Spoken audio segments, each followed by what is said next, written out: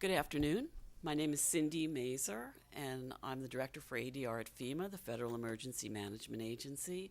I'm also Chair of the Interagency ADR Working Group Workplace Conflict Management Section.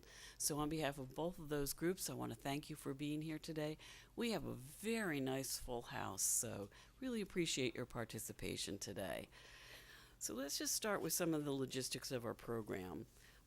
For starters, this is our last program for 2012. We've had a really nice year. We've really appreciated your support and your participation.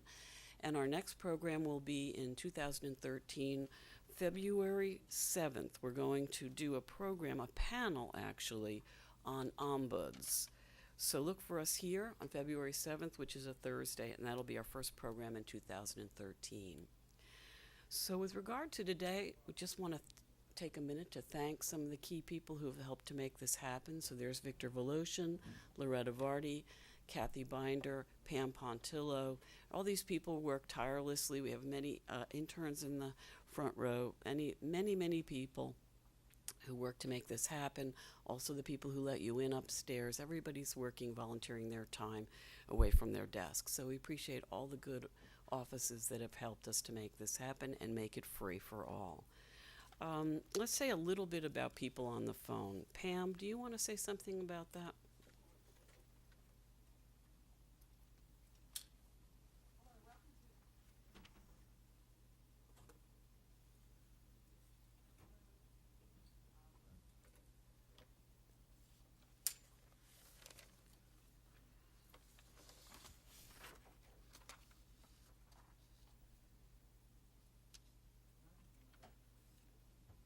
Do you want?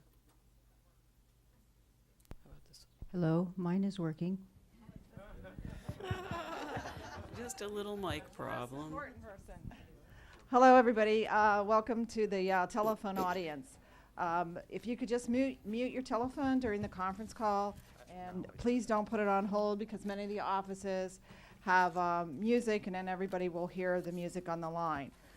If you don't have a mute button, please call from a quiet location with no visitors. And please don't type on the keyboard. It's very distracting if people are trying to listen to the program. Thank you, and I hope you enjoy the program today. So if you do get a call in, don't worry about hanging up and calling back in. You will not lose your place. You will not lose your spot. Just hang up, take your call, and then call back into the line. Okay, so let's talk a little bit about what's going to happen today. I want to draw your attention to the fact that our speaker, who is Sharon Strand Ellison, has waived her fees to be here today. She has placed a workshop book on adr.gov available to you for free for a short period of time surrounding this program today. So you've got some free materials if you want to say something about that right at this moment. Yes, and I'm going to actually have someone add a couple of things to that. For those who are on the phone lines, those of you here have what I call the world's shortest summary of my book, which has all 6 defensive modes on one side and the steps to non-defensive communication on the other side. So I'll add that in. And then also there's a link that we need to make live if people would like to purchase any of the materials at a conference very discounted rate. But those 2 things are not on there yet, so if you can bear with me for a day or 2 on that. And they'll be people are going to be going to adr.gov and looking for materials under today's presentation. Okay, so let me tell you a little bit about Sharon Strand Ellison. First of all, she's the founder and executive director of the Institute for Powerful Non-Defensive Communication. She has a book that is, when did you copyright that book? I believe it was 1998. So it's been on the bestsellers list for more than a decade. And Sharon has a wealth of speaking and training background, which involves private sector and public organizations. And she is very, so it's eclectic. It's a wide variety audience dealing with a lot of different issues.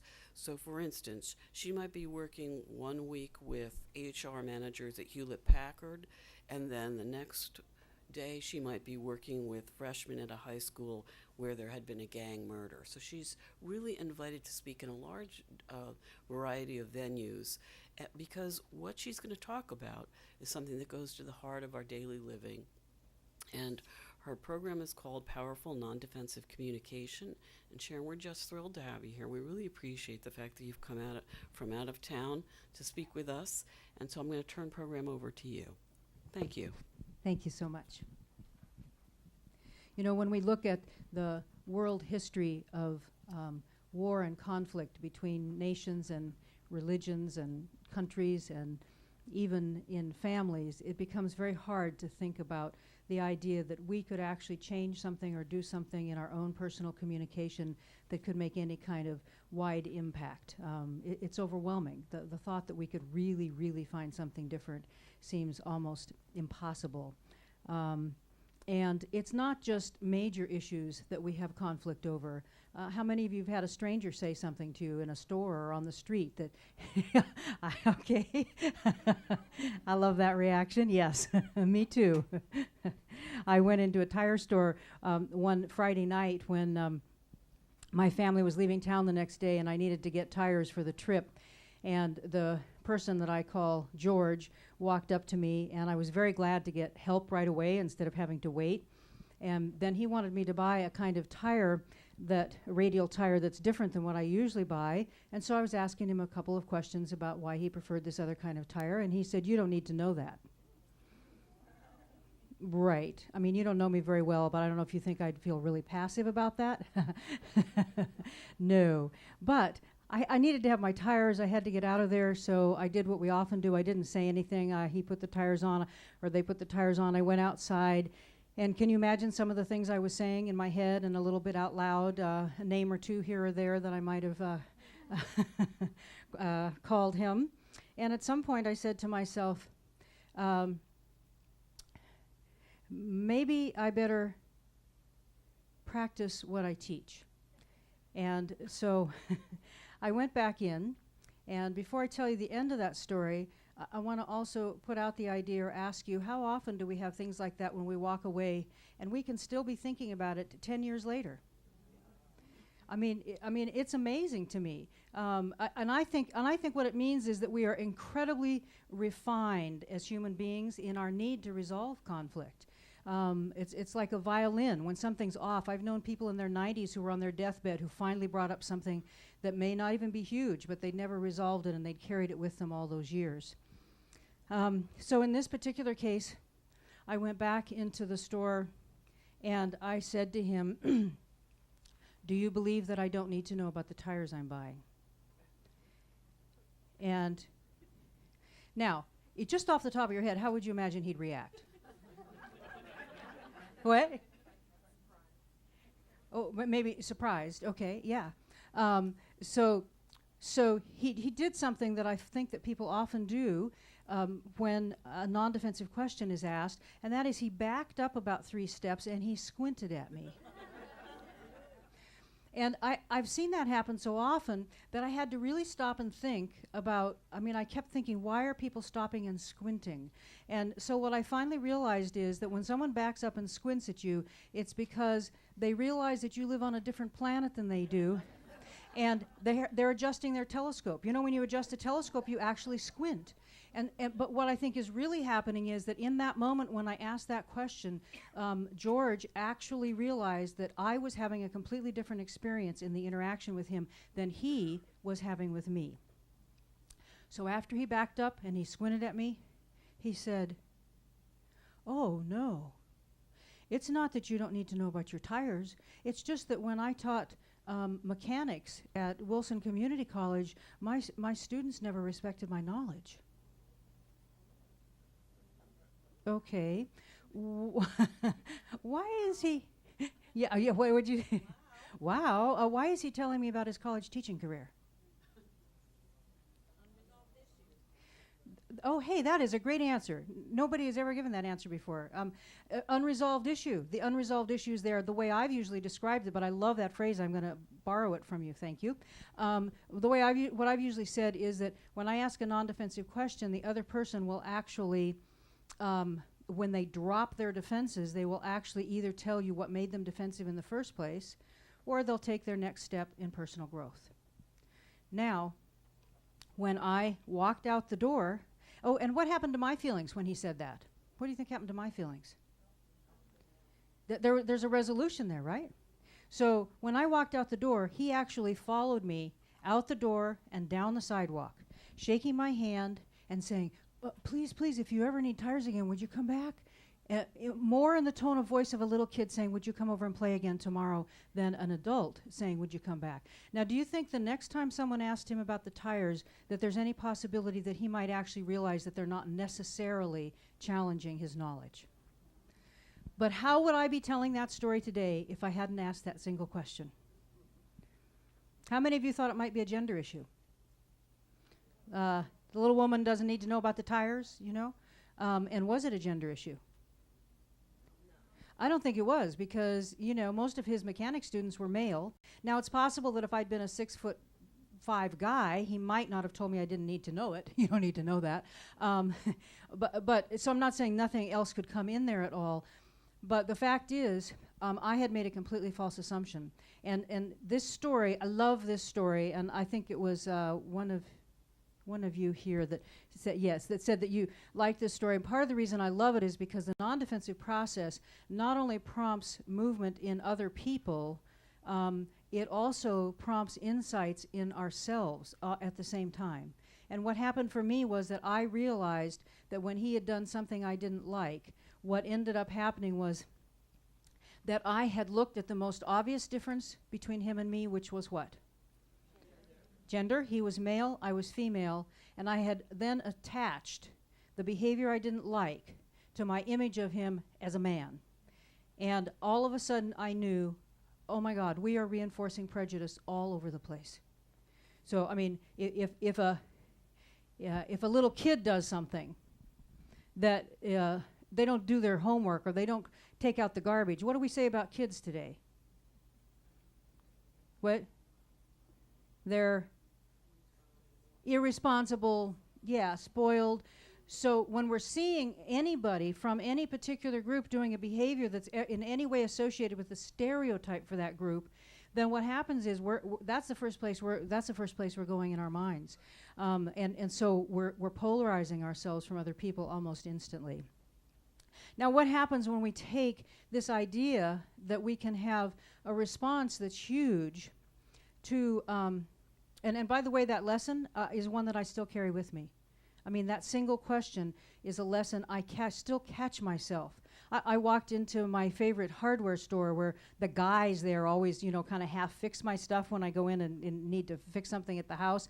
And one day a woman walked up to help me, and I mean, she was pregnant on top of it, right? And so I'm like, oh, wait a minute, I don't want a pregnant woman helping me. This wasn't conscious, but do you know what I'm saying?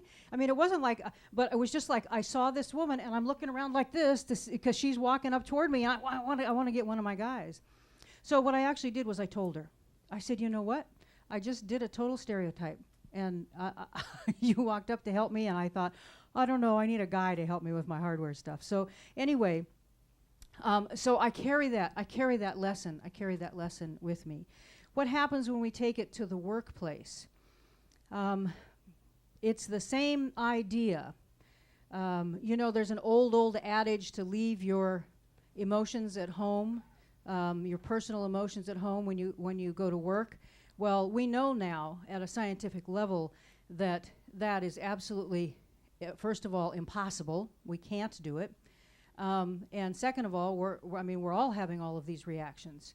So in a workplace setting, a woman named Elena was coming into work, and a new coworker walked up to her as she came in the door, and they walked in together, and the coworker said, "Oh, you look so beautiful in that dress."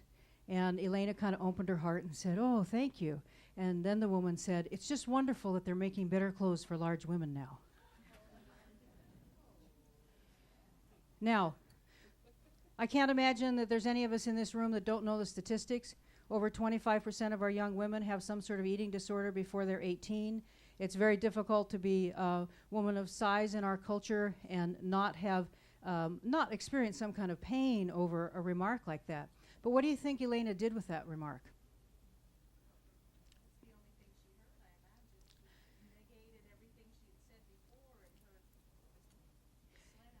So she negated everything she'd heard before and only heard the slam. What do you think she did about it? Nothing.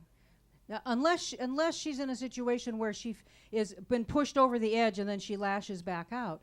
And that's exactly what she did. She did nothing. And I'm going to keep a little suspense to this story and tell you the end of it later when I start talking about the different kinds of questions. But I will ask you about one piece of it now, and that is these two women worked together in the finance department. What do you think happened? How much conflict? And if a manager or a human resources person, depending on how intense the conflict was, came in to sit down and try and work on it, or if someone in alternative resolution is called in to mediate, what are the odds that any one of those people would have any clue as to what the original source of the conflict was? And what are the odds that someone's going to just bring it up? Very low, very low. So what's going on here is we're having this conflict, and it's in the workplace, and it's rampant. Dr. Mary Rowe has some incredible research. She has coined the term micro-inequities. I don't know if you've ever heard of it, but it's great to look at her research. And what she says is that most of the problems in the workplace, even problems that result in high turnover or anybody quitting their job, are usually not one big incident. They're usually some little thing that has happened over and over and over again. Every time I bring up an idea in the meeting, that person tells me it won't work. Or every time I try to say one of my ideas, I get interrupted. Or so-and-so stares right through me when I walk down the hallway and never says hello. I mean, the things that make an environment feel less tolerable to us are often the little things that happen rather than the big things. So here's another little piece of data. I find this one rather terrifying given the state of our communication skills. Studies have shown that for any team in any organization, or any organization as a whole, to function effectively, that the highest functioning teams deal with any issue or any problem that comes up interpersonally between people within 48 hours. And you can still do quite well if you do it within 72 hours.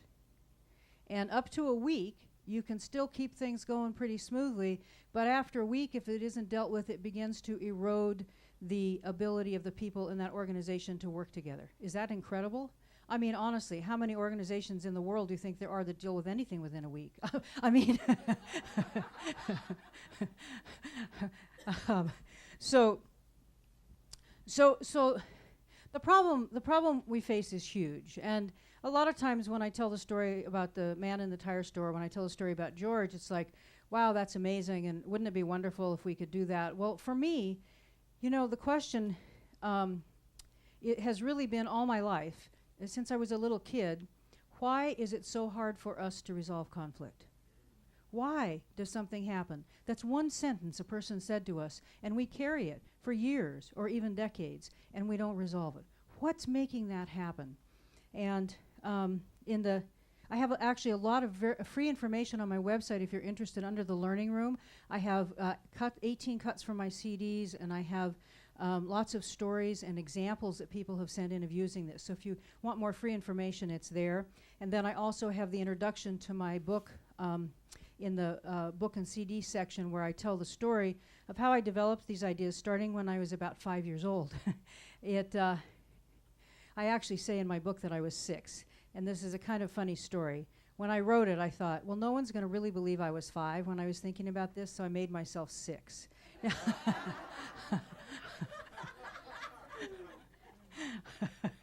I see that look. She's looking at me like, you are crazy. Anyway, the one thought I had as a small child was, why do people say it's just human nature to be violent? It seems more like an illness to me than a healthy way of being. And they're even proving now that people have misinterpreted Darwin, and that most of Darwin's work said that nature needs cooperation, not competition. That's a tiny piece of it. And the other question that I had in my mind was, I would hear people say, "Oh, I'm not going to tell her she hurt me. I'm not going to let her know she hurt me." And my thought was, and I was so young, it almost wasn't a thought, you know. It was just this it was like a squint. Like, well, how are you going to solve it if you don't tell the person? So it took me years until I wrote the introduction to the new paperback edition of my book to actually, I rewrote it, and that was the moment I realized I'd had those two thoughts. That first thought is the root of what I call the war model for communication, and the second thought about why people don't tell someone when they're hurt is the root of the non-defensive model. And what I realized somewhere along the line, I'd already been developing these skills. People were saying what I was teaching was revolutionary and disarming, and I kept thinking, what do they mean by disarming? Which amazes me because I'm so curious, and I never asked anybody, and lots of people said it. So one day I sat in my living room, and I thought, well, what am I teaching? This is a long time ago before the word was used so much, like 70s and 80s. And I sat in my living room, and I thought, what am I teaching that's disarming? And then I thought, well, I guess the physical act of disarming is to take the rifle off and lay it down at the end of the war. And I suddenly had this light bulb come on that was, oh, I've been... what I'm teaching is how we can communicate without ever getting defensive no matter what the other person does. Because we always think we're doing our best, right? Who starts the problem? The other person does, right? And so then the bigger light bulb came on, and I realized we have been using the rules of war as the basis for all human conversation. Not just as a metaphor, but as the exact infrastructure. So in a war, would I go out on the battlefield with my arms open? Am I going to do that? And what's going to happen if I do? Yeah, everybody says I'm shot. I'm never captured. I'm always dead. But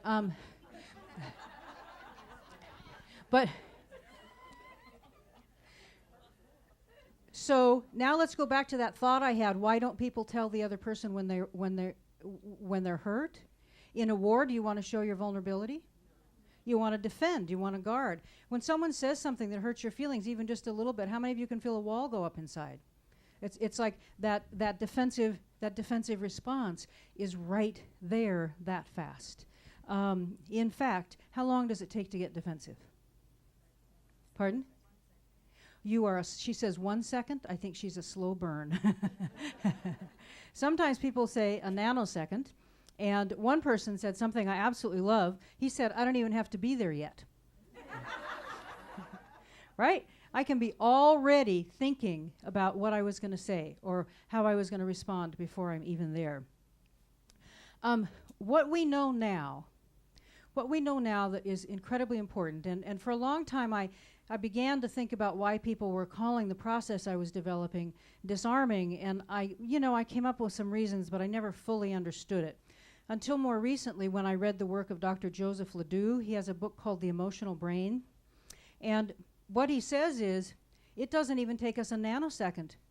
The instant we feel any kind of threat, whether it's emotional or somebody implying we're not competent or somebody just doing anything that is disrespectful of us in any way, that very second, simultaneous to that, we get defensive, and simultaneous to getting defensive, the entire mechanism in the brain shifts instantly, and the neurons in the brain no longer go anywhere near, we don't want to be near there, anywhere near the complex problem-solving part of the brain.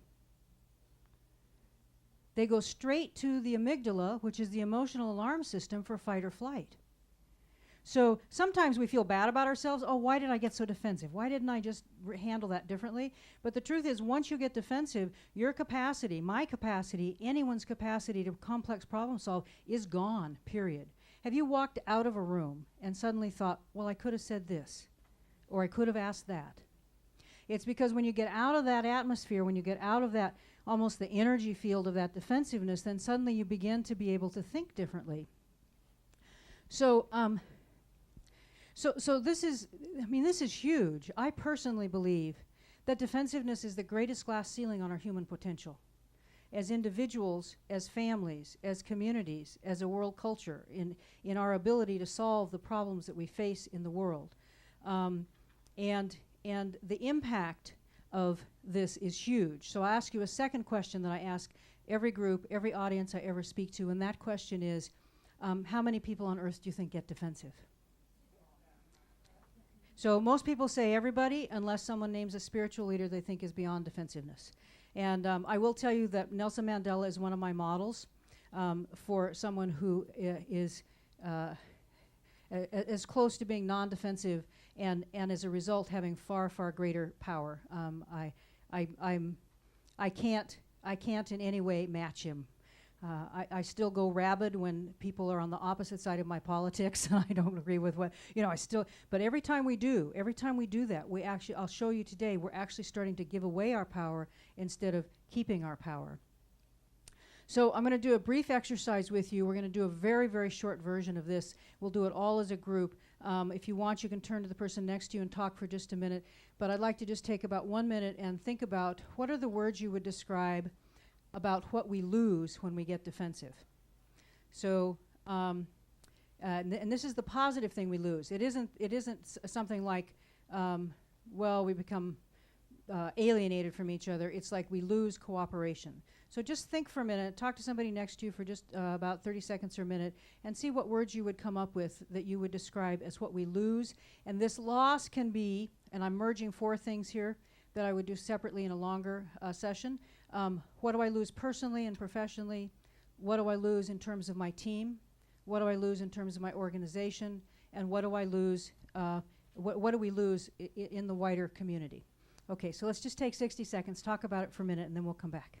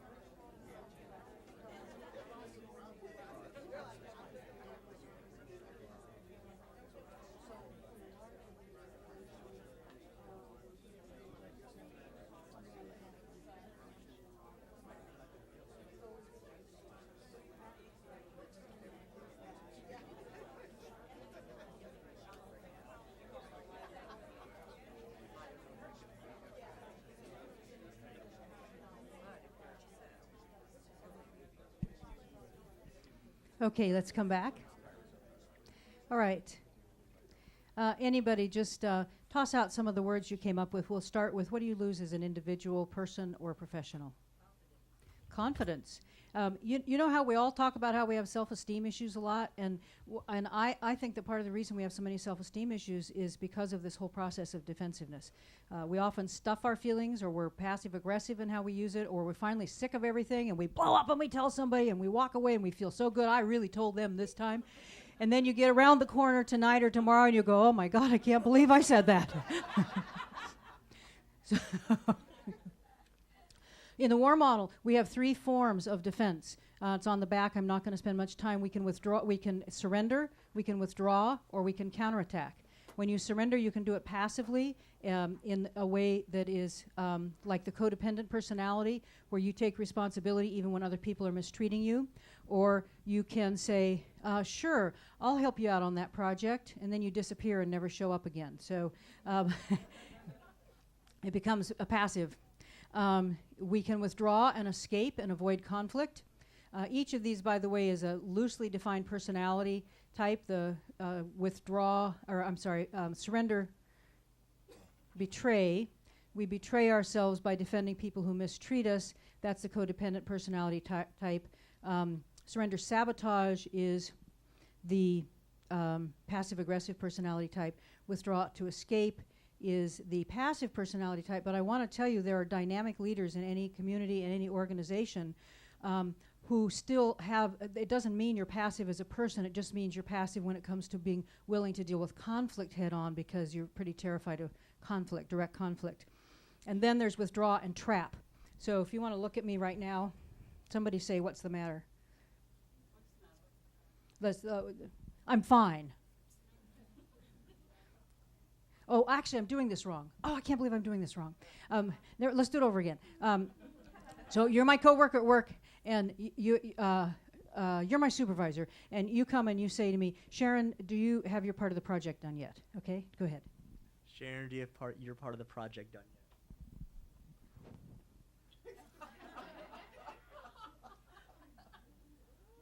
What do you do when somebody does this? The kids at school sometimes call it mean mugging somebody. Somebody said their grandma called it stink eye, or the evil eye, and it's this look. When somebody's in a meeting and everybody's trying to solve a problem and somebody's sitting there like this, how much impact does this have in the room? Pardon? Yeah, has a lot of impact. I call it the energy sucker, you know. And at home, let me show you one. See, we don't think we're doing scripts when we're talking regularly now because we're so used to the scripts that they're just like our regular conversation. But if I'm at home and you ask me, what's the matter? And then I'm going to respond and then say whatever comes naturally. So I'm sitting at home. I'm looking like this. Somebody say, what's the matter, Sharon? What's the matter, Sharon? Nothing. I'm fine. So what are you going to say next? Okay, now, I can show you all these defensive modes. What's your name? Angelia. That's surrender sabotage. Because see what she said? Okay. Now, what did you see in her body language that contradicted her words? Because she's saying okay, she's accepting it, but there's more. And what else might you say? How about you don't look fine to me? Okay, so somebody say you don't look fine to me. I was just fine till you started bugging me. How many people have heard that in real life? You know, this is a real conversation. So when one of us does one defensive mode, anybody can do that one or any other one. Somebody else who's codependent might say, oh, I'm sorry, honey, I just thought you were looking like you were a little upset. Is there anything I can do for you? So somebody else might have a completely other different response.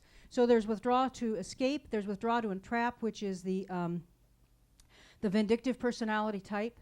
And that personality type often also will withhold information you need to do your job, to give them power over you, or withhold information that then leaves you kind of with mud on your face in another situation.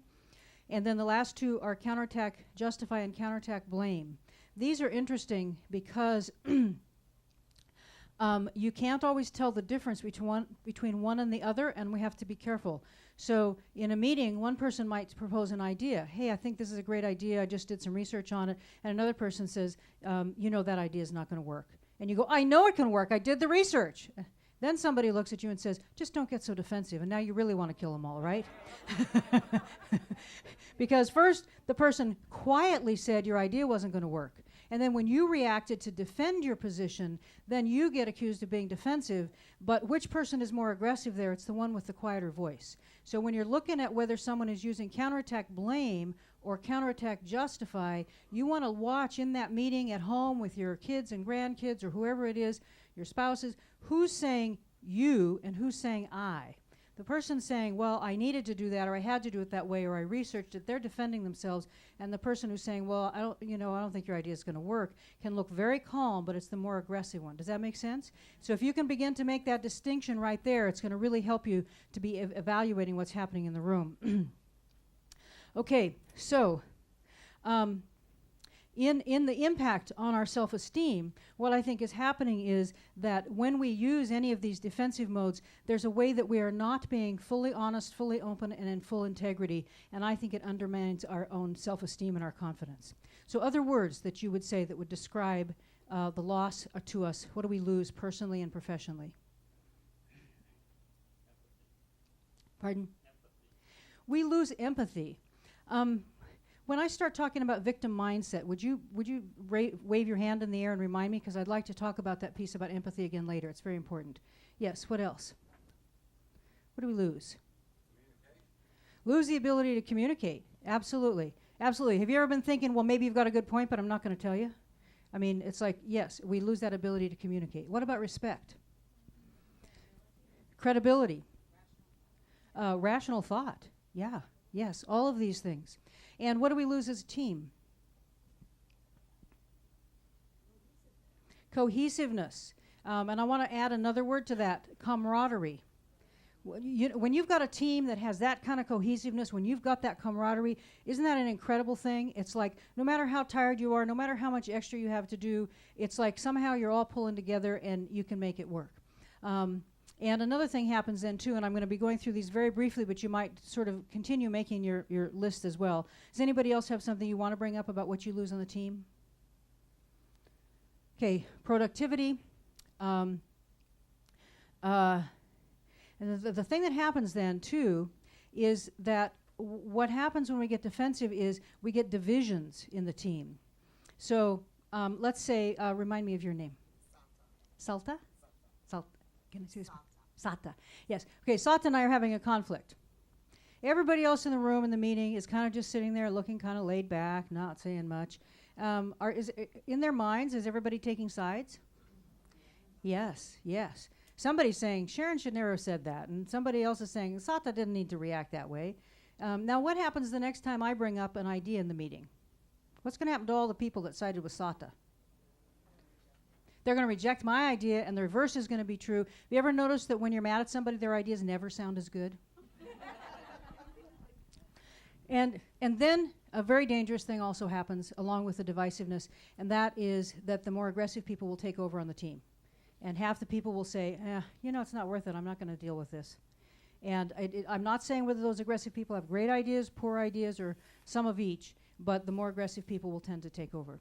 And with the organization, what do we lose as an organization? Pardon?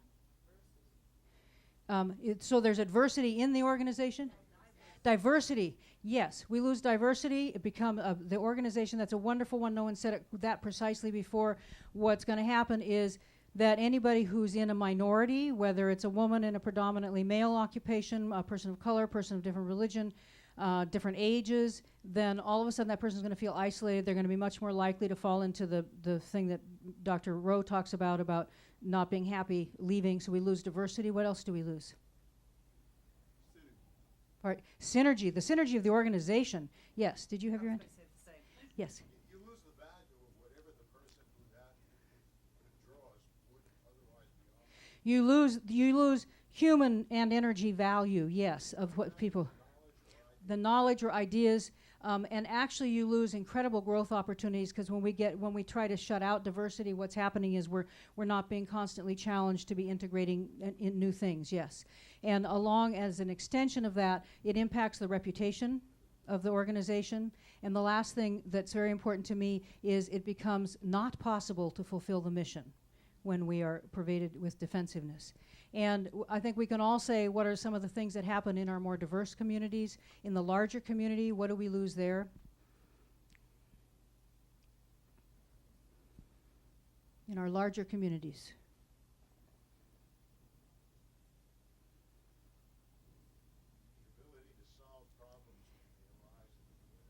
Yes, I've looked at many top 10 lists of the biggest problems in the world that we have to solve, and communication or defensiveness is never on the list. But the truth is that we lose the ability to solve our problems in every realm, whether it's violence, hunger, the environment. I mean, there's solutions out there where we wouldn't have to lose everything. I mean, we can change how we use energy and not lose everything, but it's like we lose that ability to communicate across lines of difference. I lived in Eugene, Oregon, which was a college town, university town, and next door was Springfield, which was a mill town. And the guys made their money out there cutting down the trees, and all the people at the university are saying, you can't cut down those trees, we got to save the spotted owl. So what happens then in the larger community is the division becomes an abyss. Does that make sense? When you're in an organization, you're at least there sort of talking to each other. But all of a sudden, the people in the university are not thinking about the fact that these people have to support their families, and the guys that are cutting the trees down are wearing hats that say, I eat spotted owls for dinner. So what do you think of that? And so where is the line where we can pull together and we can, and my belief is that it's defensiveness that prevents it. That if we didn't have defensiveness, then a lot of these huge divisions we could make a big difference with. So I'm going to go to the next couple pieces of this and finish up the part about the war model so that I can talk about how we're going to make the shift.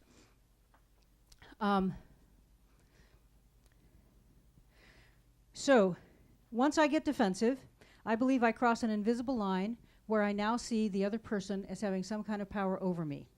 This power does not have to be a supervisor's power. It can simply be my 10-year-old's power to stomp her foot and say, I don't want to do that. You can't make me.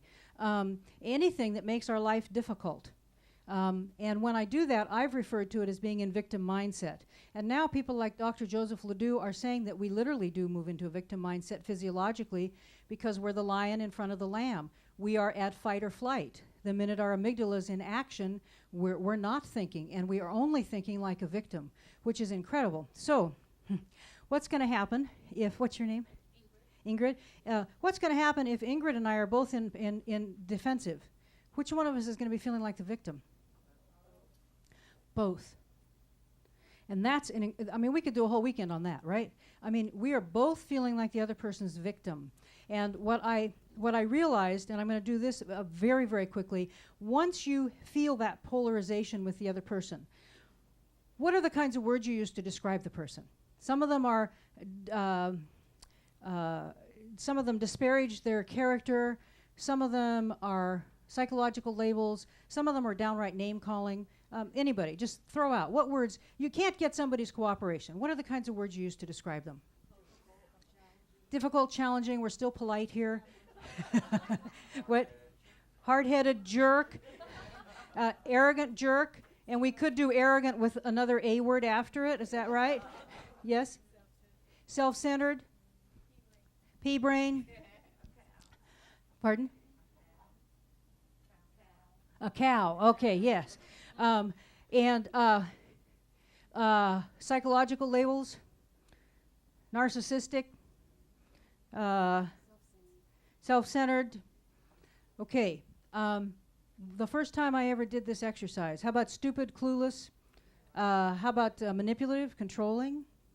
The first time I ever did this exercise, I had an incredible insight, and that was that all these words fall into one of two categories.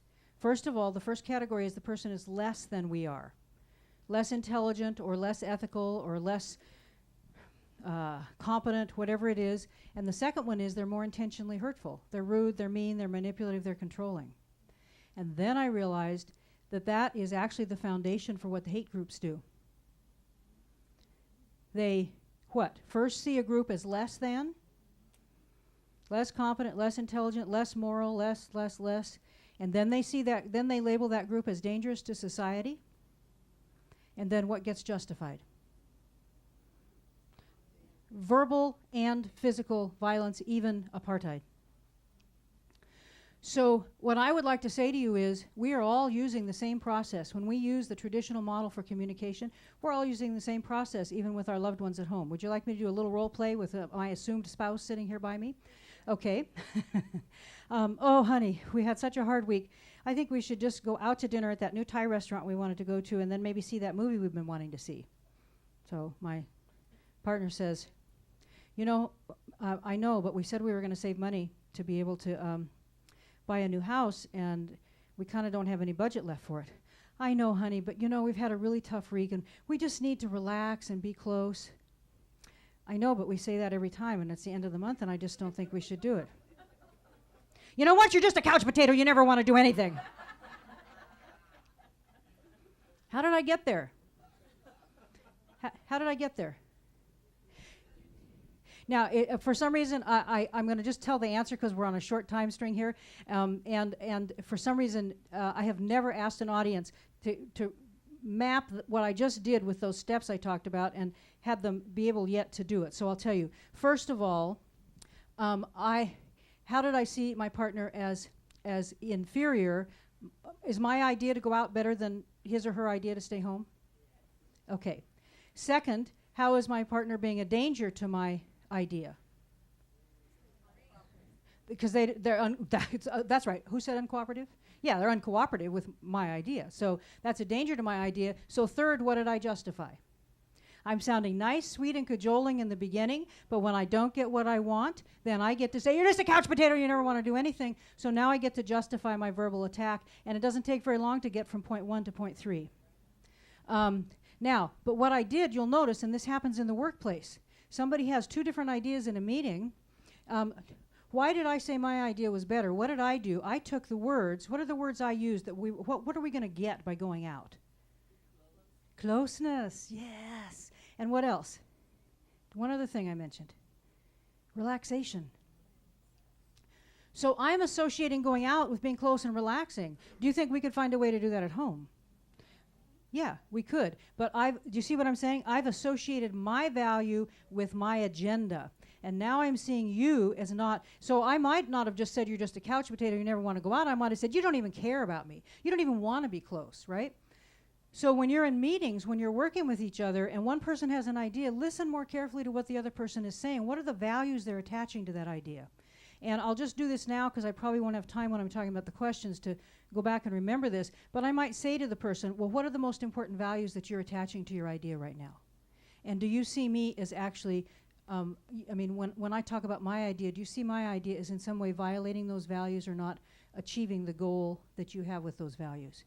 And when you ask a question that way, it stops often instantly the defensive response, and then the other person can begin to think, and then you can have that kind of, to me, the best creative discussions are when people start out here and here and here, and there doesn't look like there's any connection, but if you can really keep listening and talking instead of getting locked into that defense, then what happens is you come up with an idea nobody had that's even better than all of those ideas. Okay, yes? One thing. Microphone. Okay. That's the one. It seemed to me that in the exchange, the fact that your spouse said, we agreed that we were going to save money for a new house and we're sort of tapped out at our budget. Was that taken as an attack By me? by you, as this person is saying, I'm standing in the way of our getting a new house? And Yes, actually, because what happens is when somebody says something we don't agree with, we tend to move into the position to counter it instead of to ask a question, which is what I'll talk about in a minute. So if my spouse, my partner, had said to me, how do you weigh the importance of this? How do you weigh the importance of going out tonight against saving the money for the house? And do you think that we could find a way to have a really wonderful evening at home and maybe get our favorite takeout and that movie we've been wanting to see? I mean, would you be willing to consider that? Now, the person can still say, I'm not willing to go out, but can you feel the difference when you ask that as a question? It prompts the thinking mechanism. We're not used to asking questions first. So what's happening between me and my partner, even if he or she is being pretty soft key, we're still functioning as adversaries in that conversation, which means that the same thing is happening that we were talking about here, where we're both feeling like the other person, my partner's feeling like I'm not being willing to consider the importance of the house, or which may be a value of security to him or to her, or so there may be other things involved. But yes, I absolutely agree with that. Okay, now I'm going to give you a couple last things about the the physiology of defensiveness. And I want to say something here, which is that in the beginning, really, we all know we can get defensive. Everybody said, it takes a nanosecond to get defensive.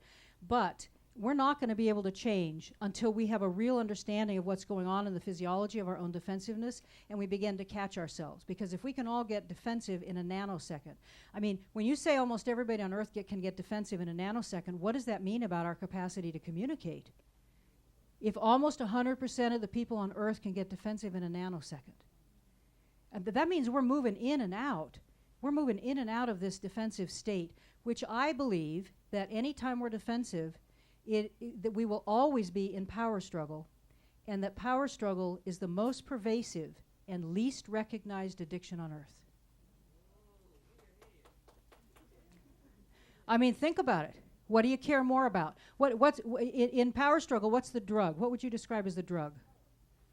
Adrenaline is one. Other words that describe? Ego. Being right, winning, being dominant, controlling the other person, getting them to do what you want. So all of those things, and do you care more about the winning or do you care more about the person you love? Winning. Right. And is it progressive? Can't our power struggles start today where they used to leave off last year? I personally believe that one of the greatest needs for human beings, even in many cases beyond the need for life, is the need for that sense of human connection and support, that web of connection. And so for me, power struggle is the most pervasive and least recognized addiction on earth, and it's also, I believe, the core addiction, because it's when we feel disconnected that we're most likely to go, I think I'll go have a glass of wine, or I think I'll go get a piece of cake, or who cares, I'm going to go do this or that. Of course, then it generalizes, and we do it when we're celebrating and when we're upset, but So this is huge. Now, here's the last thing I want to tell you about from Dr. Joseph Ledoux and some of these folks that are doing this research. First of all, once you get defensive, it takes at least 20 minutes to an hour usually for the adrenaline to leave, so you're back to being able to think. And how long are most meetings? How long are most interactions with your teenager? Okay, second, you can't talk somebody out of being in power struggle. You can't talk them out of this defensive posture. So what's going to happen is people are in a meeting, and how often do we hear someone say, we're getting a little tense here, let's just slow down and back off a little bit. And so on the surface people do it, but they're still running the reel in the head, right? Oh, come on, okay, I'll talk to you, but I can't believe you said that. And this last one is the one that I absolutely love, and I think it's probably my own sentence that I extrapolated from the series of things that Dr. Joseph Ledoux said. All it takes for anybody to get defensive is for anybody to do anything that anybody ever did that ever made you defensive.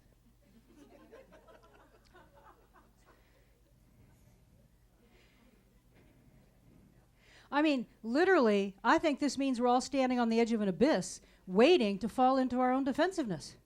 We're just waiting to fall into it.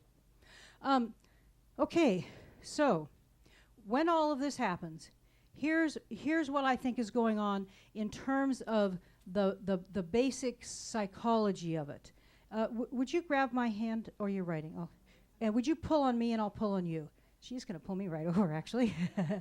Okay. So where's our energy going when we're pulling against each other? Oh, that might hurt your hand there. Where's our energy going when we're pulling against each other? Opposite directions. My son-in-law said it's going to that point of density, like those holes in the universe that collect huge dense. Yes. So when this happens, I am simultaneously alienated from you and bound to you. Whether it's someone at home that I love more than anyone else on earth, or someone in the community that I think that has values dangerous to the community.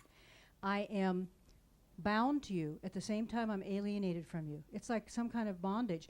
Now, it's not physical, usually, but whether you think of it as emotional, intellectual, or spiritual, that's why, how many of you have thought days, weeks, months, or years about what you could have said to somebody? Because you're still tied in that power struggle. So the next question is, what do we do to change it? Well, I think of the war model as literally being as precise as a computer program, not only in telling us how to deal with conflict, but it impacts everything from how we deal with learning new things. How well do you learn when you're defensive? It impacts how we carry out intimacy. It impacts how we reassure people. And what I believe is happening is that in order to change, we have to change 4 things. And the first thing is, and it's going to sound very nebulous, but I'm going to do a process that I hope will help make it more visceral. The first thing is we have to change how we're using power. When we're defensive and when we are in the war model, we are trying to have some kind of control over the other person. You're my kid, you've just said, I just can't learn this math. And I go, sure you can, honey. Remember you learned it last time. You're my coworker, and you say, I can't learn this new computer program. And I say, sure you can. You're really smart. You can learn it. So even the way we try to empower each other or make each other feel better is actually part of the power struggle model. So I have to be able to communicate in a way that literally does not have any piece of it where I'm trying to get through to you, to control you. If I'm even trying to get you to listen to me, what's the only thing you have to do to have power over me? What's your name again? Heather. Heather, why can't you just talk to me? I don't understand why you can't talk to me about this. What's the only thing Heather has to do to have control? Refuse to talk. So we're shooting ourselves in the foot all the time in terms of the power we have. Does that make sense? So I need to be able to not try to control you when I'm communicating with you, not try to control your response. And people talk a lot about letting go of the outcome. When we talk about letting go of the outcome, I think it's hard for people because it feels like I can't care about what happens to my coworker or my kid or my spouse or my friend. It isn't about not caring. When I think of letting go of the outcome, what I'm letting go of is only the idea that I can control how you respond to me in this interaction. Does that make sense? So what I did was I went back and I looked at all the forms of communication, questions, statements, and predictions, which is like limit setting. And I looked at how they're used in the war model. Questions have been used to interrogate and trap people. In fact, when I looked in the dictionary and I looked up the word question, I never once found it defined with the word curiosity, but I found it defined over and over again with the word interrogation. So what we're not realizing is we're all asking questions with interrogating expressions on our face. So I look at you and I say, are you upset about something? What message do you get when I say that? Are you upset about something? What? Something's wrong with you? Anybody else? What other message do you get? That you've already made a judgment. I've already made a judgment. Did anybody hear it as a demand for an answer? Okay. Did anybody hear it as get over it? Not, yes, okay. Those are two opposite ways. If we add emotion into our question, we're going to load it just like we're loading a gun, and we're going to be sending a message when the purpose of the question is to gather a message. Yes? What's the bearing on all of this of your experience with the other person? It may be that you've had years of experience that guide you toward your prejudgment. Well, I can have a prejudgment, and I will talk. Would you kind of raise your hand when we get to the statement part? Because I will tell the person how I got to my prejudgment later, but I don't want to infuse my judgment into my question, or it's not really a question anymore. Does that make sense? Well, what's happening is when I say, "Are you upset?" It's like, "Oh God, are we going through this again?" What I'm doing is that question is not a real question. It becomes more of a message to you that I'm irritated because I don't want to go through this with you again. Yeah, but you may have years of experience with this person that tells you that's always the case. Yes, and if I do, then I'm going to make a statement about it. So if the person says, so I would still ask my question. The only person I can change in terms of communicating non-defensively is, oh, do you need to repeat something? Well, the question was, if you have years of experience with a person, does that shift your statement, the way you're going to handle something? No, I'm still going to ask my question as a pure question, and I might have to change the question if I have years of experience. I might have to say, is this one of the times when you're having a big reaction to X or Y or Z? So I might reference something about my past knowledge, but if I'm going to ask a question instead of making a statement, the thing that I have to do is make that question a real question. So this is about cleaning up how we use the tools. We've been using questions as tools of war, to interrogate, to judge, to blame. A question, if you look at your sheet there, is open, innocent, neutral, inviting, and curious. But what's happening and what you're addressing that I think is crucial is how hard it is to ask a question in a non-defensive tone when you have years of experience. In fact, when I spoke at the Center for Dispute Resolution's 10th anniversary in London, England, and a tall, lanky attorney walked up to me and he said, "Now, if I'm going to communicate totally differently when I go home, should I warn my wife?" Surprise her. Yeah. And sure, I'm all for telling people that we're changing something, but the person I can change is myself. And I don't want to, I'm going to not take too much more time on your question right this minute, but I will interweave it as we go. Do you want to, is there something more you'd like to ask or say right now before I go on? Well, as long as they pass the mic to me, I'll ask my other question. How does what you've been talking about, not the specific point, differ when you're in a structured hierarchy. For example, in a workplace, you've got a boss, you've got to follow his instructions and orders no matter what, so that he may not be amenable to what you're advising. That's true, and I will always say to someone, if you're afraid that you're going to lose your job by using non-defensive communication, don't do it. Just do whatever you're used to doing. On the other hand, and you may have to decide, is this a job I want to keep?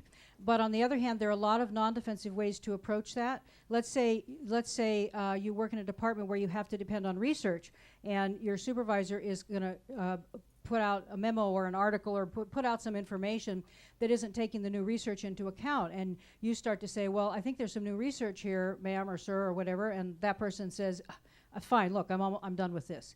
Then I'm going to ask a question instead. Would you like to know the most recent thing that has come out that could impact what you're writing? Now what happens when you ask that question? That person now has to make a decision whether or not they want to say, no, I don't care if I know what kind of impact this new research is going to have on what I'm going to put out into the public. Do you see what I'm saying? So I might do that as a question.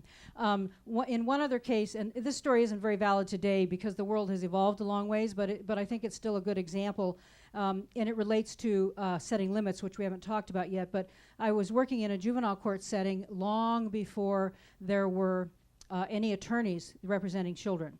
So in a process which, of course, we would probably totally cringe at now, the counselors would go in and talk to the judge about what they thought was best for the kids, and then we'd go out in the courtroom and the judge would make the decision. And I happened to have a girl who had the first attorney come into the juvenile court ever.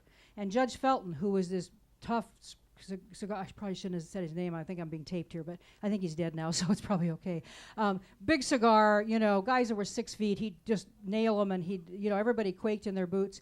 So this girl, at that time, her behavior was serious. It was a small town. She was running with the guys from the prison. We really thought she was probably going to get murdered or worse. And because he felt intimidated by the attorney, he was going to send her home. And so I said in the courtroom, and I do believe, and you have to choose if you feel comfortable doing this, but I do believe that you can make predictions back up the chain of command. And so I did something that caused my supervisor to run down the hallway screaming at me, but I looked at the judge and I said, if you're going to make that decision, Your Honor, then there's something I need to say. I can't be responsible for what happens to her if she's sent home. Now, again, please know you can do that kind of process if in fact, if you're afraid you're going to lose your job, don't do it. But I wasn't afraid of that. So what's interesting is for a long time I didn't remember what the end of that story was. And then someone said, well, how did that story end? And after my supervisor berated me and we all got back into court, the judge said, I am going to send you home. And then he pointed at the attorney and he said, and I'm going to hold you responsible for what happens to her. So there's a tremendous power in actually how we ask questions or how we predict something up the chain as well as down the chain. Okay, I have to keep watching the time because I'm afraid we're going to run out. All right, so let's look at how to ask the non-defensive question.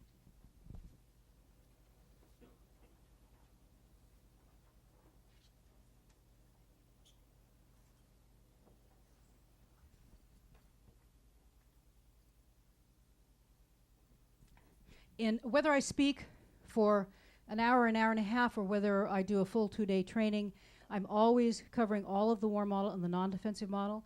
And I think the most important thing about the war model is that we get really conscious of it. We start to catch ourselves. None of us are going to catch ourselves always in the moment.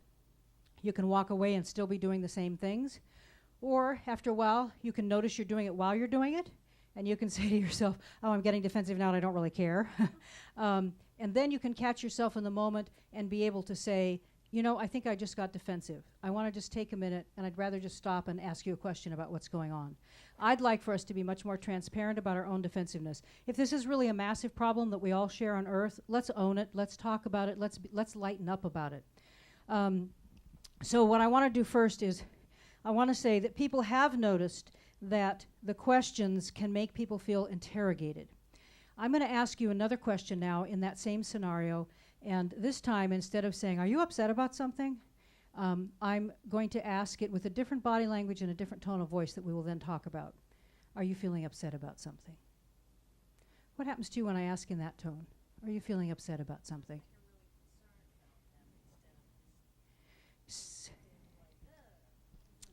Sounds like I'm really concerned. There's no judgment. What kind of feeling did you have inside? Calming. And here's what's fascinating. Dr. Joseph Ledoux says you cannot talk someone out of being defensive, but if you can prompt any other feeling in the person, then the physiology of the body changes as fast as it went into defensiveness, and people can drop their defenses instantly. So I now have the answer to my question, and I think we're going to be able to research it. I've never stood in front of an audience where the majority of people didn't suddenly feel calmer, and I think that we could wire people and really demonstrate that a non-defensive process prompts people to drop their defenses almost instantly, even in severe kinds of situations. And I'm going to give you a few stories. My goal in doing a short presentation like this is not that you will have a set of skills that you can walk away and totally use all the time. Not even I can do that. I think it's like a religious practice or a sport, a discipline. We have to practice it. But I have dozens of stories, some of which you'll hear today from people who didn't hear me for any longer than you've heard me and still been gone out and able to make a major change. So I'm going to tell you a couple of these stories. I was in a school for 2 days where I trained 450 freshmen where there'd been a gang murder. One of the boys in class was saying, "Everybody's always dissing me," and this girl looked at him and said, "It's because of the clothes you're wearing. I used to wear them and I don't wear them anymore." And she was talking about gang clothes. And he goes, "My clothes don't got nothing to do with it." And she said, "Yes, they do. No, they don't." So now I'm going to ask you a question. On a scale of 0 to 100, what are the odds that a kid who is defending his gang clothes in front of 35 peers is going to change his position? Yeah, so I'm doing this. My guess is 0, but I think I'm still going to do it because it could have an impact later. So I jumped in with the girl and I said, "Okay, this time just ask him, do you think your clothes have anything to do with it?" She goes, "Do you think your clothes have anything to do with it?" He goes, "Yeah." I mean, she didn't even use the perfect non-defensive tone. So it's amazing. A couple. Well, I have another story from that school, but I'll tell a little bit later. A judge who had a short stint in traffic court had a woman come in that he described in much more colorful terms than I'm doing right now, who he felt was mentally ill. And he cut the price of her ticket in half, and she kept arguing. And he kind of started out arguing back, saying, "Look, I already cut your ticket in half. I don't care, I shouldn't have to pay this much." And she was going on and on. So he told me later, he said, I was kind of thinking, okay, what kind of question can I ask here? So he looked at her and he said, "Do you want me to treat you differently than I treat anyone else?" It was like somebody went with a little pin. No. She turned around and walked away. I mean, the whole thing is incredible. A young woman who spoke with me on a violence prevention week in Richmond, California, told a story that I hadn't heard before of when she and some friends went to get on the BART and take a lunch and just kind of ride around through all the different cities in the Bay Area. It was just kind of a day trip. And when she got back, the kiosk thing wouldn't let her out. You know, the gate wouldn't let her out. So she went up to the teller's window and she said, I can't get out. And the teller got really angry at her and said, you have the wrong kind of ticket. You didn't get the right kind of ticket. And the young woman said, "Hey, I was ready to get in her face, you know, but I didn't want to get hauled out of there. So I decided to try one of those non-defensive questions." So she just said, "Why are you so mad at me?" And the woman burst into tears and said, "My boyfriend just got sentenced to life in prison today." I mean, huge. We're talking huge. I mean, can you see why I could teach how to change the tone of the question forever, but you'd not see the impact of these questions? We're all dealing with issues. We're all dealing with issues of bullying in the schools. A little girl that I know, her mother took a training from me at a conference. And when she went home that night, her daughter said, "That boy on the bus just won't leave me alone, Mom. He keeps saying awful things to me." And so she thought, well, what can I do? I can't ride the bus to school with her every day. How am I going to help her? She's only 10 years old. So she decided to try to help her think of a non-defensive question to ask. And she helped her with the voice tone and all of that. And she said, Maria, her little girl, said, okay, Mom, I'll try it. I don't know if it'll work. And the next day she came home and she went, Mom, it was like really weird. I mean, I did just what you said, just like you told me. And, you know, he always sits in the seat behind me and he kind of bangs on the seat and then he says all this awful stuff to me. So I just turned around and I looked at him and I said, do you think I want you to talk to me that way? And she said he backed up kind of funny in his seat and squinted at me. and then he said, no, I guess not. And that's not the end of the story, because the end of the story is, a year later when I spoke at the same conference, the mother ran up to me in the bathroom at the Hilton and said, I have to tell you this story. And that boy never harassed her daughter again. So how can that be happening? I have to go fast on this, but so I can't really ask the questions, but think in your mind, what is it that could make that single question, if you believe it wasn't a fluke, what could make that single question have that power? And so she left a space between herself and the kid, right? And when she asked the question, was she trying to get a certain response from him? No. I mean, you might think so, but she's just saying in a down tone, without a lot of expression, do you believe I want you to talk to me that way? What if she'd said, do you think I want you to talk to me that way? Now she's trying to get through to him, right? Now she's trying to get him to listen. Can't do that, can't do that. I got to ask it. And maybe this is a kid that came from a rough and tumble family, or maybe he's just not going to get the kind of response that he wants. When I was in front of that classroom with all those kids, I would disband the rules on name calling, and I would just say, okay, call me any name you want, and they had some good ones. And while you call me a name, hold your hand out like a hook. So somebody might say, you bitch, and hold their hand out, and then I look at all the kids and I say, who has the power if I take that hook? Him or me? Her or me? And do you know, I mean, kids are told all the time, just walk away, don't say anything, it takes more strength, don't respond. But that's voiceless. And they don't want to be voiceless. So then they get into the power struggle. But in that moment, instead of thinking that they have to fight back to save face, what was happening was they were seeing that they were losing power by taking the hook. And it only took 1 second for them to see it. And so when I ask a non-defensive question, I can have no hook in it. Does that make sense? No hook. So if somebody's interrupting me in a meeting and I say, would you like to think you could wait a minute till I finish my sentence? What's going to happen? That person is going to get defensive. If I say, are you willing to wait until I finish my sentence, the person's going to shift into a different mind state. Now, I have had someone in a room actually say, no. So I'm not saying there's always a totally simple answer.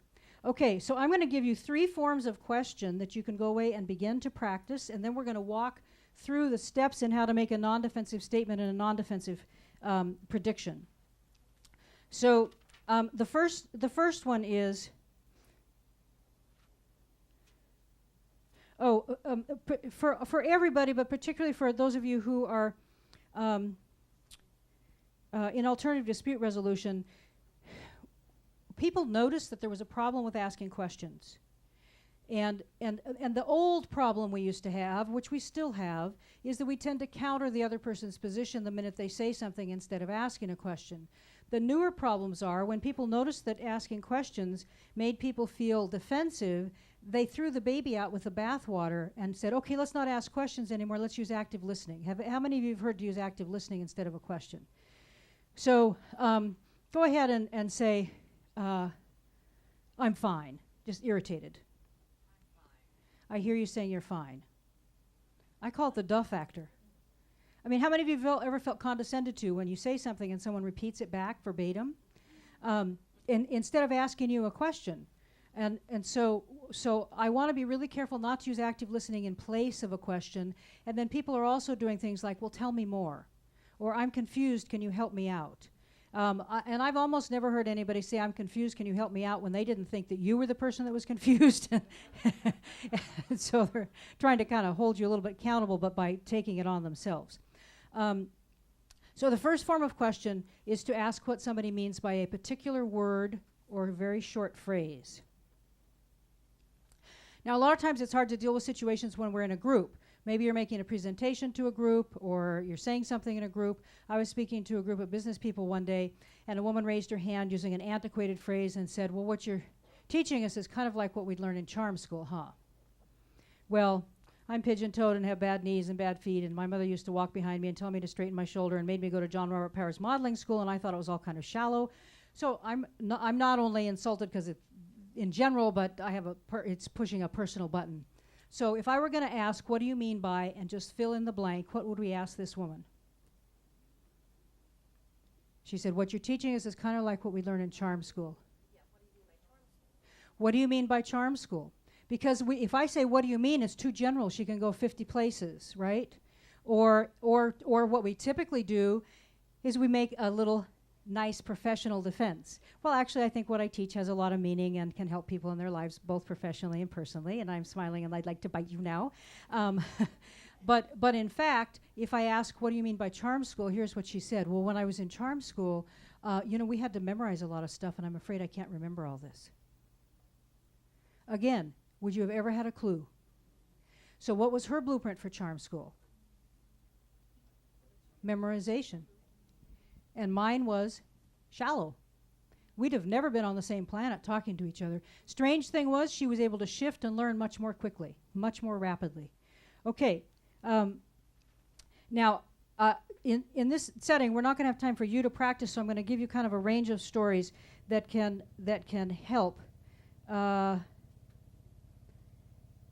So let's say you're in a meeting and just somebody says, that idea won't work. Now what are you going to ask them? Now, people want to shift right away. What is your idea?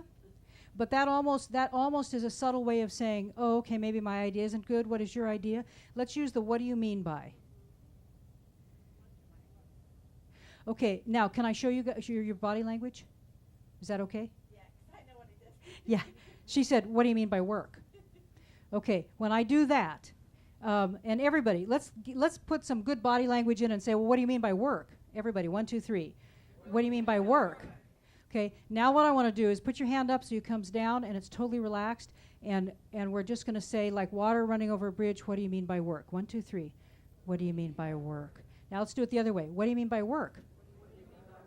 So when I have a frown, I mean, when I said to you, are you upset about something? Do I look friendly? I mean, no. And what I'm doing is using interrogating body language, and we're doing it all the time. Practice in front of a mirror, put Scotch tape on your forehead, ask your friends to tell you. I mean, it's hard. My grandson said to me one time when he was about 5, he said, Grandma, I don't think you asked that question in a very non-defensive tone.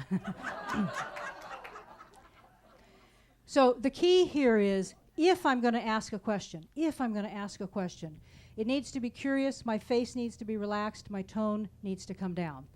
And that's the charm school example. I'm going to give you 1 or 2 more examples quickly so you can see how it goes in different circumstances. The idea when you say, oh, I want to come back to one thing. When you say to somebody, what do you mean by work? How many different answers could you get? Lots of different answers.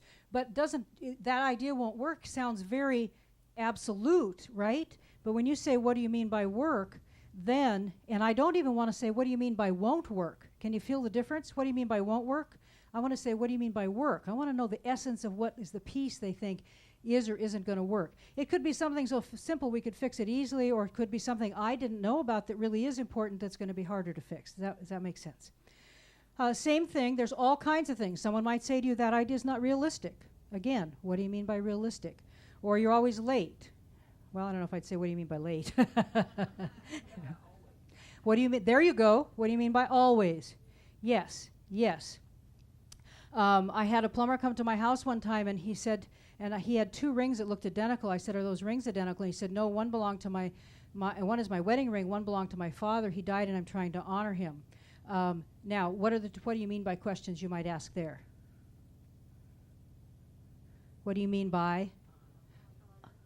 Yes, and a lot of people want to say honor him, but if I do that, there's 2 doors the person can go through. What do you mean by honor? And then there's another one in there too. My father died and I'm trying to honor him. What do you mean by? Pardon? Yes. What do you mean by trying? Because often when we're trying, it's not very successful. So then he said, well, my father was a very complicated man. Okay, everybody together. What do you mean by? Yeah, that's right. What do you mean by complicated? Yes. And I'll actually tell you the end of that story a little bit later because it goes through all three parts. So the last piece I want to talk about this is I believe we can change our whole reality one word at a time, one question at a time. Had an attorney who took a training from me who was also in alternative dispute resolution, and after she learned the first day of a 2-day training about this issue about asking, what do you mean by question, she came back the second day and said, you know, I have to tell you this story. When I went home last night, I called my brother back because I had talked to him the day before, and he had been in a situation where his best friend had committed suicide. And he had said to me that it was hard. And I had said, I know, remember when my friend died in a car accident in high school? And then I went on talking because he never has talked much. He's younger than me. I've always been kind of his voice. And so I went back and I talked to him again. And I said, when we were talking yesterday and you said that it was really hard, what did you mean by hard? And he said, well, sis, I mean, he's on my calendar. I was supposed to have lunch with him tomorrow. Do I erase it or do I leave it there? And then she said he talked for 45 minutes. She called her dad and she told him, and he said, no, he didn't. He's never talked for 45 minutes. Once again, it wasn't the end of the story. I saw her about 9 months later at a conference, and she said to me, I want you to know my brother's never quit talking. He went and got therapy, and he's like a different person. This is one question about one word. I mean, there's a power we can have here when we move out of power struggle that's incredible. I had a situation recently where a manager was talking about someone who was coming in late to work all the time. And when he tried to confront the person said, you're just writing me. You don't write anybody else about being late. So he can ask a question about his own assumption. Do you think I'm treating you differently than I'm treating other people? Instead of just saying, hey, I'm not harder on you than I am anybody else. And now here's where the vulnerability comes in, because he needed to also say, you know, I can see one reason you might have thought I was harder on you, because when I realized how much you were late, then I felt like I had to do something about it. And before that, I had been letting it slip with everybody. And so now I'm actually being really clear about my expectation about time with everyone. Well, I don't care, you're still being hard on me. And in a minute, I'll talk about how to make a statement. But again, I want to start, even in an adversarial situation, I want to start with the question first. The second form of question is to ask about our own assumptions. How often do you have an assumption about what's going on with somebody? Yeah, lots of the time, most of the time. How often do you tell the person or ask the person about your own assumption? I love your expressiveness. Yes, I have them all the time. No, I don't tell them about them. That's great. I believe that anytime we have an assumption we don't ask about, we will solidify it into a truth. So we will believe it to be true, whether it's true or not. So I might see somebody that's not friendly to me today. I think it's because of what I said in the meeting yesterday. I don't ask the question, are you still feeling upset about what I said in the meeting yesterday? And I go away believing that, and maybe they had a health issue in their family that day, and they're upset for a completely different reason, but I never find out. But does it still impact my relationship with the person? Yes, it does. So this process works in group as well as one-to-one. A friend of mine who's a wonderful, wonderful man who does diversity and cultural training worked a lot with the United Nations. His name is Michael. And he was called into a situation that is, in my mind, a very difficult situation. He was supposed to do training for a group of white men who had been identified as behaving in a racist way toward the black men on a road crew they worked on. So he's the only black person in the room with a group of people who would not be considered friendly to him. And part of the program that he had to do was to talk about what it was like to grow up in the U.S. as a black kid.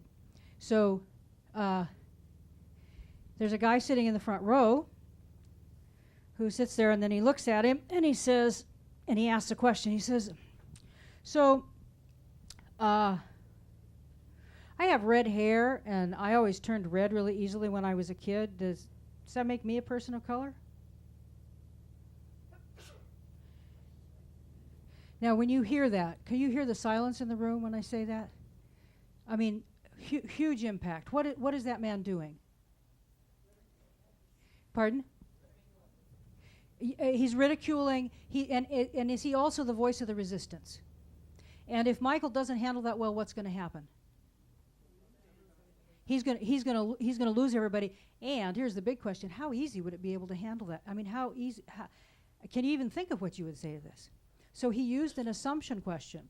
Now, one assumption might be that the man asked that question as a way to send the message. And Michael could have even asked this: are you asking if having red hair makes you a person of color because you don't see a reason to be here and you don't think there's much difference between your whatever struggles you went through as a kid and whatever struggles I went through as a kid? Now, can you hear how you could even ask it that directly, but do it in a way that is not aggressive, not blaming?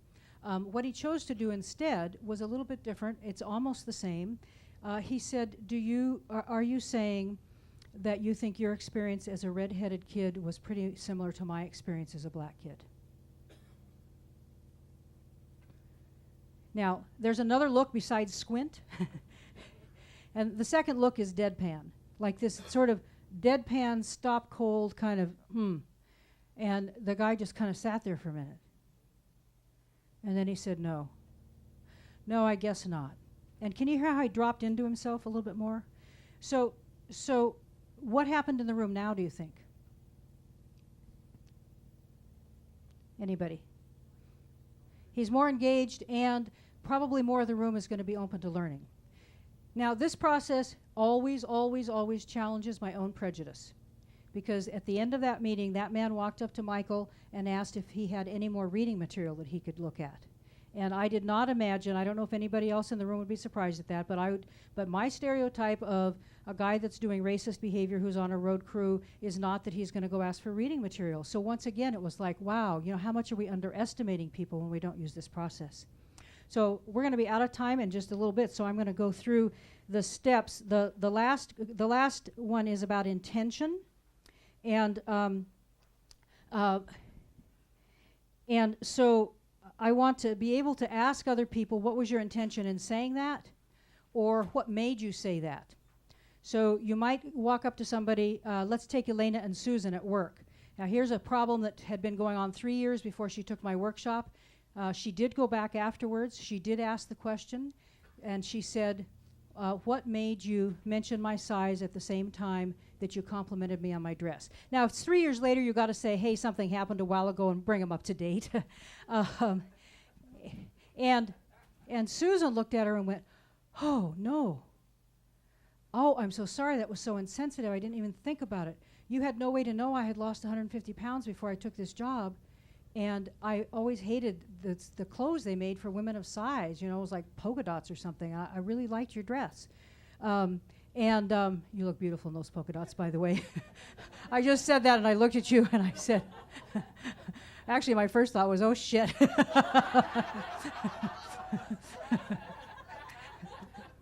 did you think that? Because I had a fear that you would think that I was saying, because she had made that comment and I was quoting, and I had a fear that you would think that I was saying that your dress wasn't attractive, and actually the truth is I think it's beautiful, especially with that red scarf.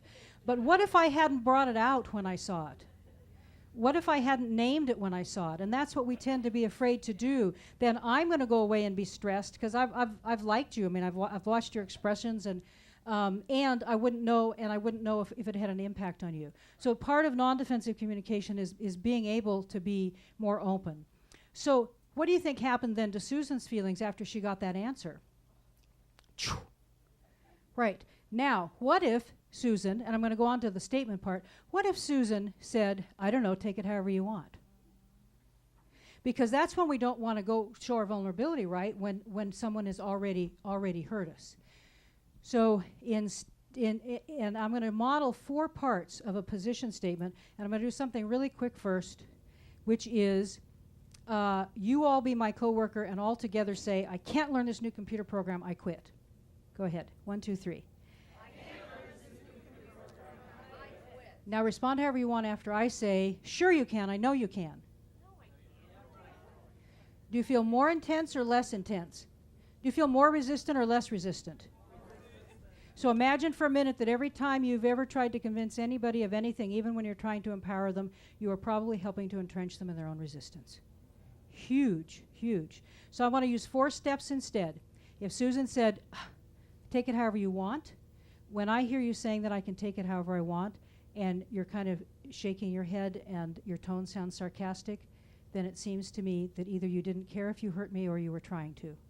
And I want you to know that it did hurt. It's hard to be a woman of size and hear that kind of comment. Now, do I sound weak or strong? And that's the piece here. It is only through a willingness to show our vulnerability that we can ever be fully honest and be able to resolve these issues in the workplace and at home with a kind of integrity and strength. And as long as you don't say that out loud, you're going to carry it around and it's going to impact your self-esteem.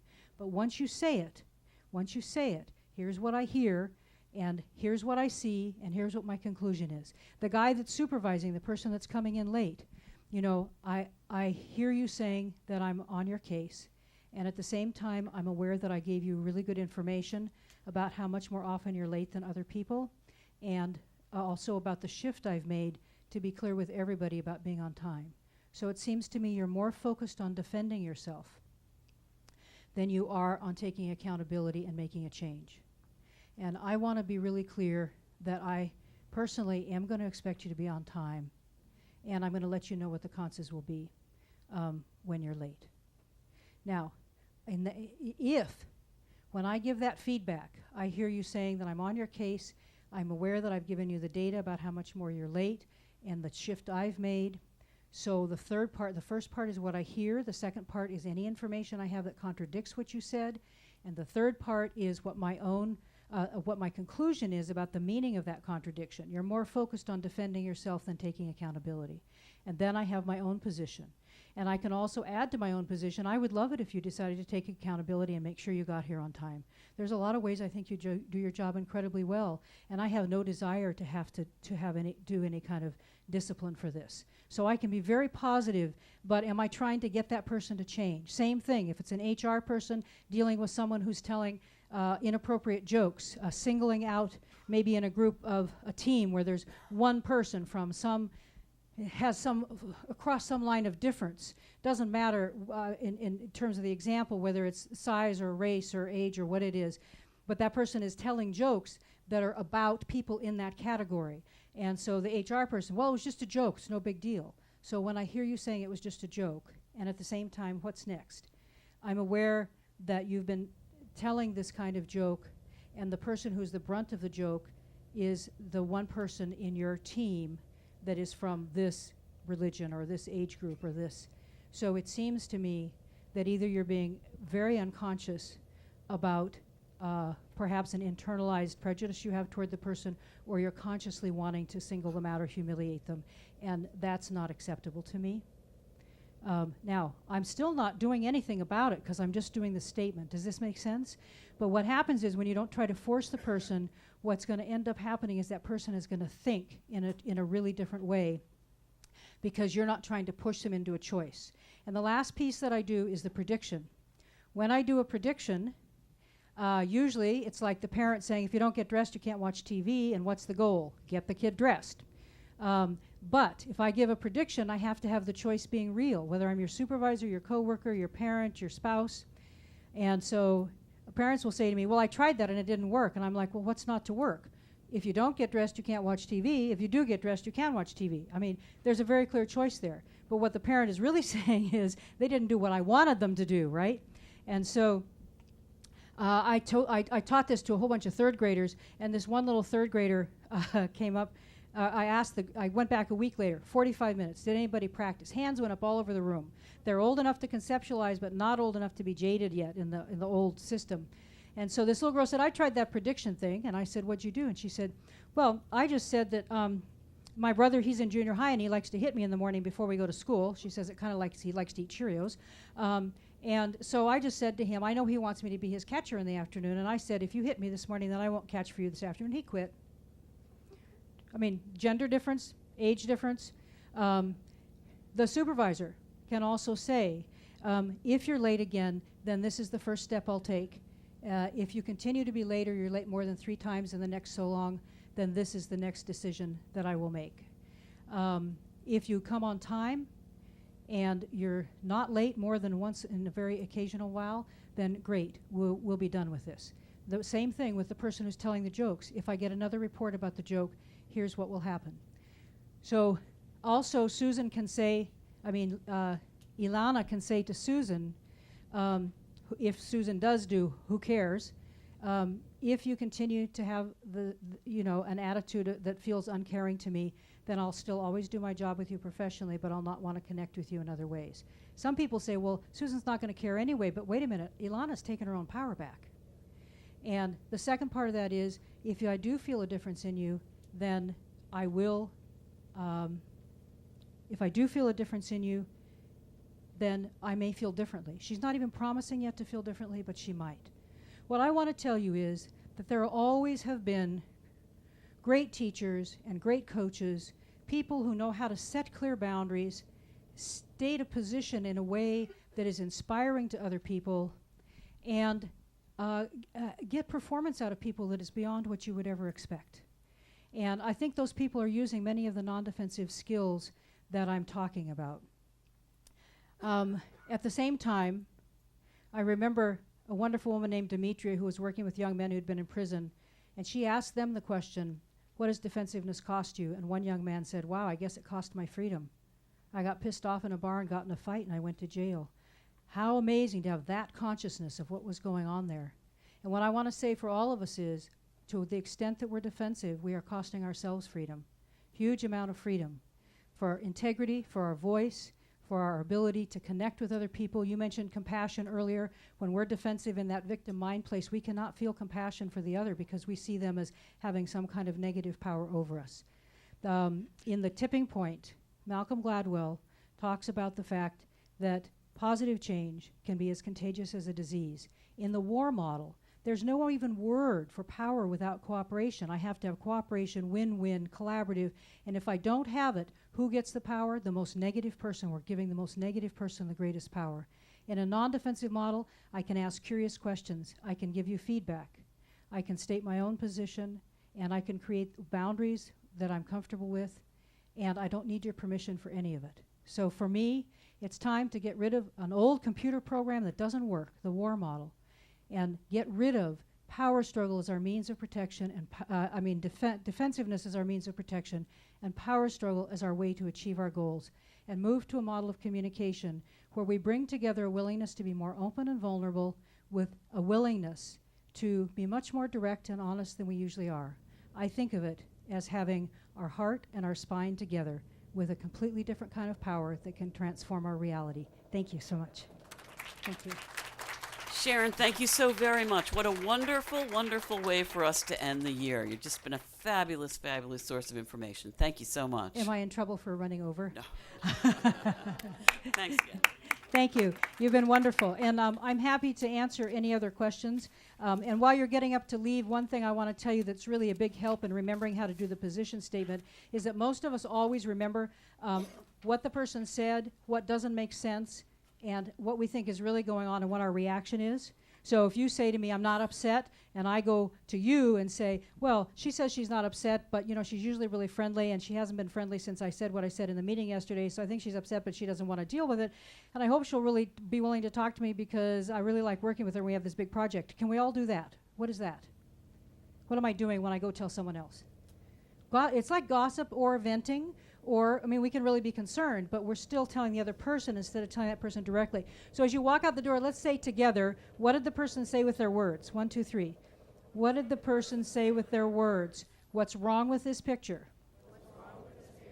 What do I think is really going on? And what's my reaction? Ask yourself those 4 questions, and you'll have everything you need for the position statement. Thank you again. You're wonderful. I've loved being here. Thank you.